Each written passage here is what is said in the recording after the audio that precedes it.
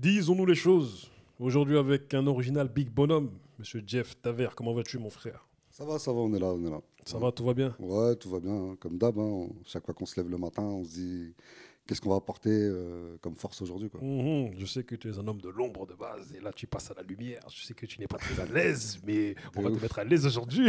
Ça va être chaud, mais bon. Faut le faire, faut le faire, faut le faire. Si, si. Tu as grandi à Sarcelles, dans le quartier Saint-Brice, c'est ça? Ouais, c'est ça. C'est ça. Voilà, tu as beaucoup baroudé. À un moment donné, tu es parti à Lyon. Malheureusement, comme beaucoup de gens issus des quartiers, tu as connu des violences policières dans lesquelles tu as perdu ton meilleur ami. Mm. Et du coup, le combat de la famille Adama que tu soutiens, quelque part, est-ce que c'est pas une revanche par rapport à la perte de ton meilleur ami à l'époque? Si, normal, parce que Mhm, c'est vrai que j'étais très jeune à cette époque-là, donc mhm, je voyais pas comment réagir ou j'étais un peu perdu, quoi. Tu vois, j'avais mhm, plus la rage contre les flics, mais voilà, j'étais solo, en fait. Tu vois, je mhm, le faisais par moi-même, quoi. Beaucoup de rébellions avec eux. Enfin, enfin, voilà. Et puis, à ça, elle a eu cette force de ne pas lâcher et de ramener voilà, de faire parler pour qu'on ait une justice pour ce genre d'action, tu vois. mhm, Donc, normal que je participe à ça. Moi, mhm, ça m'a réveillé. Et, ouais, si je pouvais même faire un t-shirt justice pour Mourad, je le ferais, tu vois. mhm. Mais justice pour Adama, ça répond à toutes ces injustices, tu vois. Donc, Et du voilà. coup, quand on voit ça comme ça, moi, comme je l'ai dit dans plusieurs émissions, ou même à huis clos avec des amis à moi, on m'a reconnu avec des gars à moi, là, qui ont la trentaine, que les femmes sont plus fortes que nous. Est-ce que Ah, tu le reconnais comme nous? moi je le reconnais depuis un moment parce que bon, Mhm, j'ai quand même été élevé seul avec ma mère. mhm, Et ma mère, elle jouait le rôle du père et de la mère. mhm, Euh, le père, je sais pas s'il est capable de le faire, ça. mhm, Les mères, elles ont des forces de dingue. Enfin, moi, les exemples que j'ai de ma mère, c'est elle allait travailler en mobilette, on habitait au deuxième, et elle montait et elle descendait sa mobilette tous les matins, tu vois, elle-même. Tu vois, moi j'étais gamin, qu'est-ce que je faisais? Moi je démarrais la mobilette dans la baraque, tu vois. mhm. Mais voilà, j'ai tous ces flashs-là où je me dis, Mhm, putain, une femme, tu vois, quand elle est, quand elle est seule, elle a une force qui est vraiment incomparable, en fait. mhm, D'où souvent mes thèmes, moi je parle beaucoup de la femme parce que mhm. je pense que ouais, elles ont quelque chose qui me parle beaucoup, quoi. Ma mère, c'est le thème de ton film qu'on va aborder tout à l'heure, mais on est dedans en vérité. Maman Lova, Ouais, bah oui. tu vois. Bah oui, c'est la continuité. J'avais fait un court-métrage qui s'appelait Temps mort où on parlait aussi de la femme, de ce qu'elle subissait sur les conséquences de violences conjugales. Mhm. Euh, et euh, et c'est vrai, aujourd'hui, je suis arrivé avec Mama Lova. Ouais. On va en discuter dans peu de temps. Ouais. Juste après, voilà, malheureusement, la perte de ton ami, tu as, voilà, eu une remise en question qui a pris un peu de temps. Et du coup, tu t'es reconverti dans l'événementiel avec ton associé. Mm. Vous avez fait pas mal de concerts, dont Sniper, Diams, Lunatic, Mafia Quinfree et tout ça. Est-ce que Ouais. tu peux m'en dire plus sur cette période-là? Bah, c'était une période où ouais, je tenais un peu le quartier. Du moins, Mhm, j'étais dans l'escalier. Et puis j'ai un ami qui s'appelle Kwame qui est venu me voir et qui me dit, ouais. Ouais, tu penserais quoi si on partait et on allait faire des concerts? Moi, j'y croyais pas. Et puis, je dis, ouais, vas-y, on y va. Et puis, on a commencé à voyager. On a fait notre premier concert à Marseille, à l'Espace Junior. On avait invité les psychiatres, Olkinry, enfin, il y avait plein de groupes. Et puis, de là, on a commencé à être tourneur. mhm, À cette époque, on tournait avec Garance. Et ouais, là, on a fait beaucoup d'artistes. Et puis, à partir de là, j'ai commencé à faire de la captation. Et il fallait faire le montage. Donc j'ai fait une formation de montage mhm. vidéo. Puis après j'ai donné des cours de montage vidéo et puis Notamment à Curial, notamment à Curial chez qui est dirigé par Sadia Diawara, Sadia Diawara, l'homme fort. mon ami d'enfance Mhm, et, avec qui je travaille toujours d'ailleurs. Et puis j'ai toujours été passionné par le cinéma et puis ma première expérience vraiment dans le cinéma, parce que même si j'ai fait des clips entre-temps, c'était La Cité Rose. Et du coup, la Cité Rose, tu as occupé tous les postes. Parce que tu étais régisseur, c'est ça? Ouais, La Cité Rose. j'ai commencé Mhm, régisseur et je pense que c'est vraiment un corps de métier qu'il faut commencer mhm, parce que le régisseur parle avec tous les corps de métier dans le cinéma. mhm, C'est une usine, hein, un film. C'est plein d'employés et Et le régisseur parle à tout le monde, que ce soit les maquillages, le maquillage, les acteurs, chef électro, chef machinot. Parce que entre eux, ils ne se côtoient pas trop. Mais le régisseur, c'est le lien, en fait. Donc c'est très important. Moi, j'ai trouvé... En tout cas, ça m'a beaucoup servi. Et en off, tu me parlais du fait qu'il était important que nous, issus des quartiers, à un moment donné, lorsque il y a des démarches artistiques telles que faire des films dans nos quartiers, il fallait plus être dans une position de on fait les choses dans le bénévolat. C'est-à-dire que à partir du moment où il y a des projets qui viennent à nous parce qu'ils ont besoin de nos décors, ils ont besoin de nos moyens humains, il fallait que, comme lorsqu'ils opèrent sur Paris, il fallait qu'il y ait des défraiements derrière, quoi. Ouais, c'est ce qu'on a conclu avec Sadia. Rien que pour la Cité Rose, déjà. Euh, le deal, c'était de faire travailler un maximum de jeunes de là-bas, quoi. Et ce qui est normal, que ce soit jeunes et moins jeunes. Sadia a fait imposer la cuisine faite par des mamans, qu'elles soient salariées. Ça a créé des postes. On a eu des jeunes qui ont créé leur boîte de sécurité. Ceux qui gardaient les camions, ils étaient payés. Il y en a que c'était leur première fiche de paye. Donc, ouais, nous, on est dans ce combat où aujourd'hui, ils ont besoin un peu de nous pour tourner dans nos décors. Mais voilà, on donne plus gratuitement, quoi. Faut vraiment que ça serve à quelque chose. Nous, on est toujours dans le social, et si on peut faire découvrir même des corps de métier dans le cinéma à tous ces jeunes, mis à part le foot et le rap, tant mieux, quoi. Donc c'est vraiment le but de s'imposer sur des choses comme ça, parce que quand on sait que, je sais pas, ils vont tourner dans un loft sur Paris, ils vont payer 5 000 euros. Nous, on n'a pas l'habitude de ce genre de truc-là. Ils veulent tourner chez nous, on leur dit ouais, on leur donne gratuit. Tu vois ce que je veux dire? Alors que non, il faut que ça soit la même chose partout, quoi.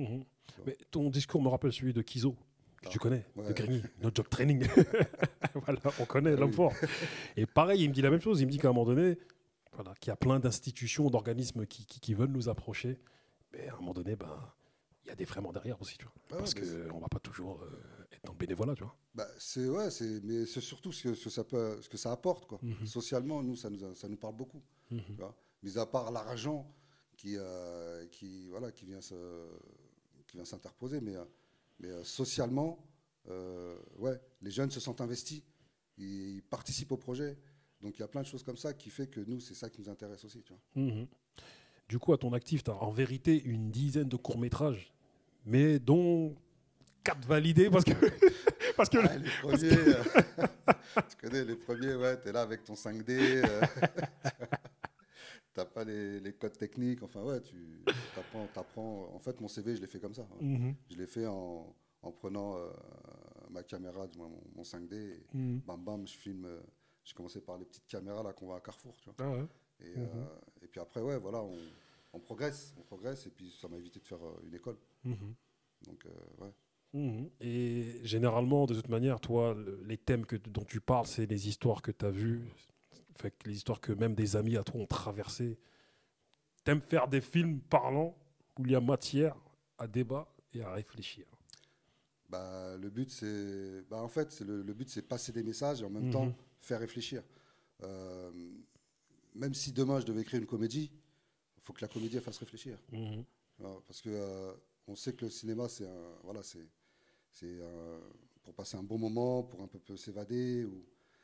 Mais le plus important, c'est le message qui est dit. Et moi, j'ai choisi l'image pour parler de plein de choses, tu vois, que ce soit social, que ce soit identitaire, tu vois, c'est des trucs importants. Et la vidéo aujourd'hui est vue par beaucoup de jeunes. Ouais, donc, on baigne dans ça. Pour moi, c'est un moyen de transmission. Parce qu'on peut parler aussi de culture. Tu vois, on sait que les jeunes d'aujourd'hui, culturellement, moi j'étais comme eux.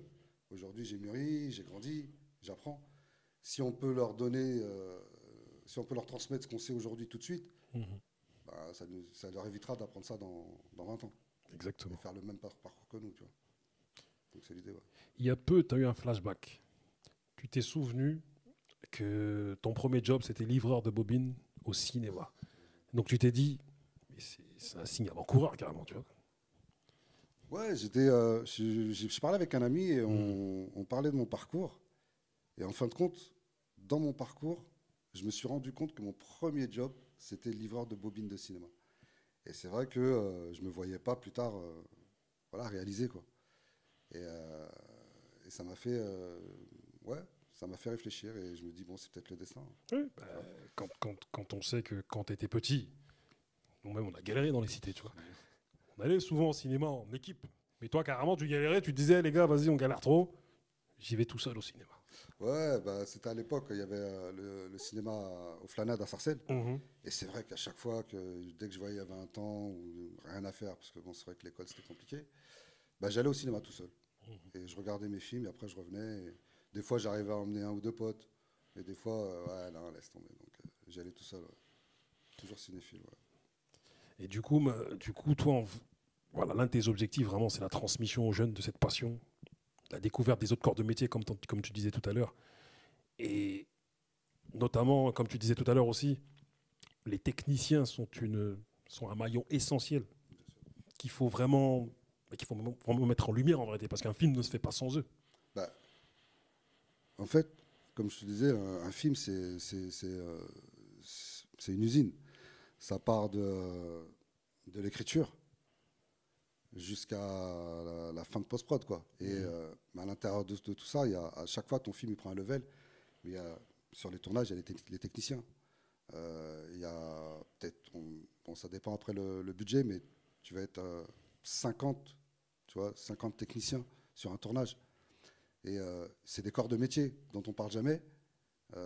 Moi, avant, je regardais un film, je regardais pas trop le générique. Mhm. Aujourd'hui, je regarde le générique jusqu'à la fin. Je regarde qui a travaillé dessus, parce qu'il y a des trucs. Voilà, c'est ces gens-là qui ont fait que, aussi que le film a des belles images et un bon son. Et donc, sur le dernier film de Sadia, ouais, on a décidé de faire un petit doc, un petit doc sur les corps du métier du cinéma. Et ça s'appelle L'envers du décor. Sadia vous en parlera plus précisément que moi, mais on a trouvé ça très intéressant. Donc, ouais, je rends souvent hommage à tous ces gens-là, quoi, tous ces techniciens, Ces hommes de l'ombre. ces hommes de l'ombre aussi. Mhm. Et c'est des corps de métier que les jeunes ne connaissent pas et ne font pas attention. Pour eux, un film, c'est les acteurs et les réalisateurs. Mhm. Tu vois ce que je veux dire? Et peut-être le producteur, mais voilà. Moi, je trouve que c'est des choses qu'il faudrait aussi leur montrer aux jeunes. Et pourquoi pas, il y en a qui pourraient devenir chef opérateur, Mhm. chef électricien, chef machinerie, tu vois. Et puis ça paie bien aussi. Mhm. Faut Oui, oui, exactement. leur dire aussi que ça paie Ouais. bien. C'est vrai que là, bah, on connaît, hein, on a été jeunes nous-mêmes Bien sûr. encore plus qu'avant, les jeunes sont beaucoup attirés par l'argent aujourd'hui, tu vois. Et en plus, dans un métier qu'ils pourraient aimer, c'est magnifique. C'est très bien. Donc, du coup, tu arrives avec Mama Lova. Mama Lova, Oxmo Puccino, on connaît. Mais dis-nous, fais-nous un petit synopsis de Mama Lova. Dis-nous tout.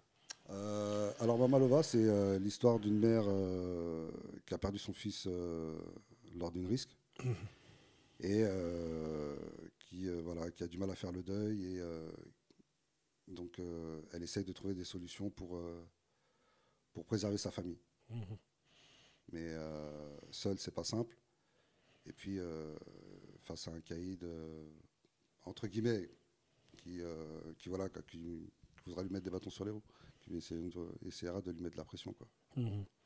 Et du coup, pour la réalisation de ce film, pour le casting, dis-nous un petit peu, est-ce que les difficultés que tu as rencontrées, les bonnes surprises que tu as eues, dis-nous un petit peu. Bah déjà, l'idée originale, déjà, Mhm. c'est Maria Makaba. Déjà, comment est né ce film? Voilà, comment est né ce film, dis-nous. En 2016, Mhm. Maria Makaba, une très très très bonne amie à moi, me parle voilà, d'une femme qui se rebellerait. En fait, elle me donne l'idée. Du moins, elle me parle de l'idée. Et puis, je lui dis, ouais, pourquoi pas. Donc, je commence à écrire. Et le titre du film s'appelait Pour Adama et les autres. D'accord, Et c'était, si je ne me trompe pas, en février 2016. d'accord. Il s'avère qu'en juillet, il y a eu le drame de Adama Traoré. Donc, je l'ai mis en suspens. Et j'ai changé le titre. Mhm. Et puis, en 2018, je crois, l'année dernière, Bakary Sako, qui est un homme de l'ombre aussi, Et on connaît très bien euh, cet homme-là. organise une marche, la marche des mers, Mhm. à Rosa Parks. Parce qu'il y avait eu justement une risque encore dans le 19e. Et là, je me suis dit, bon, je pense que faut vraiment qu'on mette ça en avant. Et moi, ma façon ma façon de transmettre, c'est l'image. Donc j'ai repris le scénario et j'ai fait appel à. Moi, je fais appel. J'ai coécrit avec une amie à moi aussi, très bonne amie à moi, qui s'appelle la Tigone Ngoma.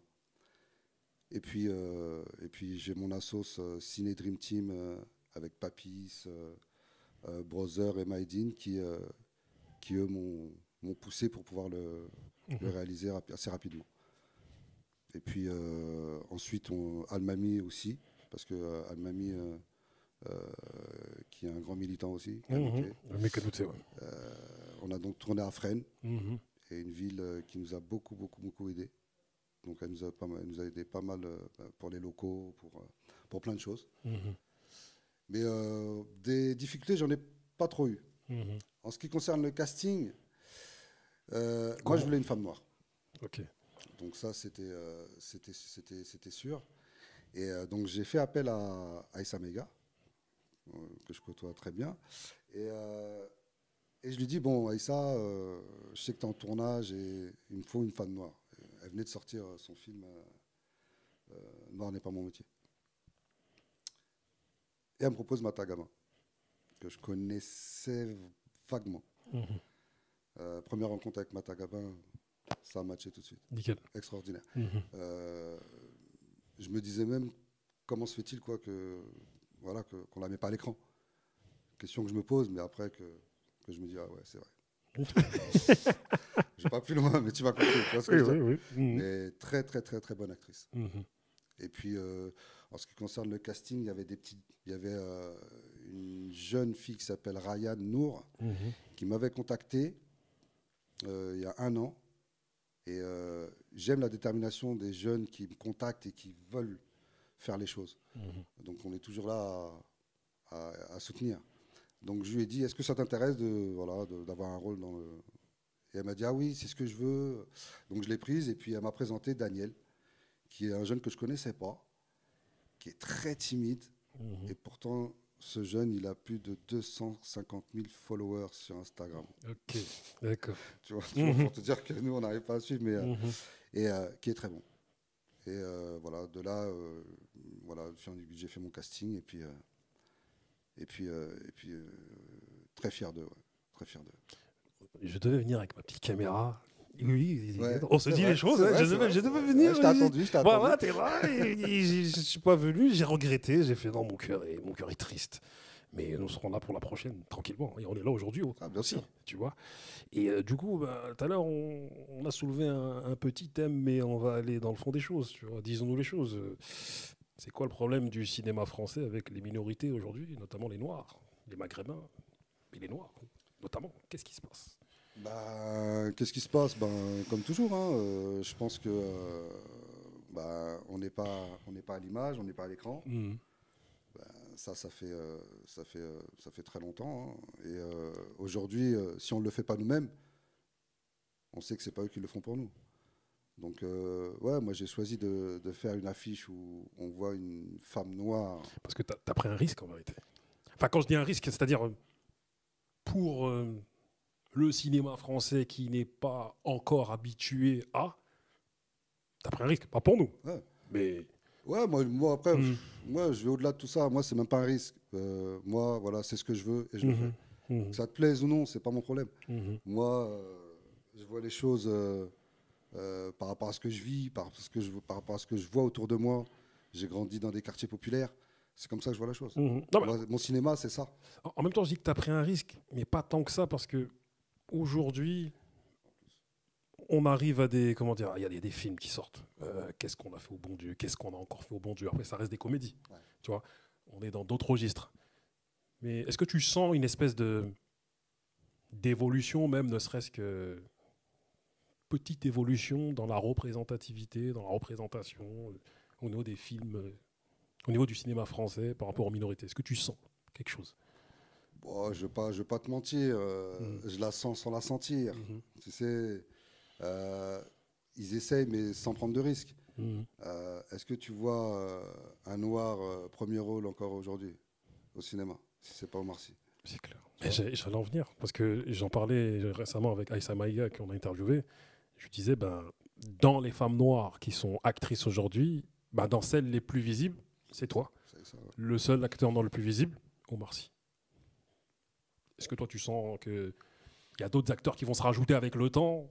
Bah, bah, Tu sens? j'espère. En Ah tout bah, cas, je l'espère. t'espères, ouais, Tu vois. t'espères. Mhm. Mais en tout cas, moi, voilà, si moi, j'essaye de le faire. Mhm. Après, il y a, ouais, il y a le film Walter qui est sorti Mhm. où, voilà, il y a un acteur noir. Bon, la, c'est pas la tête d'affiche, mais pour moi, c'est censé être Mhm. l'acteur principal. Mais ouais, je pense que aujourd'hui, le cinéma va peut-être changer, euh, mais faut bien dire les choses que les acteurs aujourd'hui qui sont représentés, c'est des mecs qui sortent du stand-up, quoi. J'ai même un peu de peine pour tous ceux qui font les cours Florent, qui veulent être acteurs, Mhm. parce que eux, on leur donne pas la chance. Un mec qui vient, il fait du stand-up, c'est le nouveau parcours pour être acteur aujourd'hui. Il Mhm. vient, il fait du stand-up, demain, il passe sur Arthur ou je ne sais trop quelle émission, et puis ça y est, il est tête d'affiche dans un film. Alors que tu as t'as ceux qui naissent avec cette vocation d'être acteur, noir, blanc, chinois ou du moins Mhm. chinois asiatique ou autre. Mais ils prennent des cours, ils se donnent à fond, mais on leur donne pas la chance. Mhm. Après, il y a une réalité économique aussi. C'est-à-dire la réalité économique, elle est telle qu'elle. C'est-à-dire qu'à un moment donné, les réalisateurs indépendants comme toi, ils rencontrent un plafond de verre dû à les subventions du CNC, euh, dû au fait que les films, comme La Cité Rose a pu le rencontrer, vu qu'on n'a pas ce réseau-là, ben, la distribution du film dans toute la France, c'est compliqué.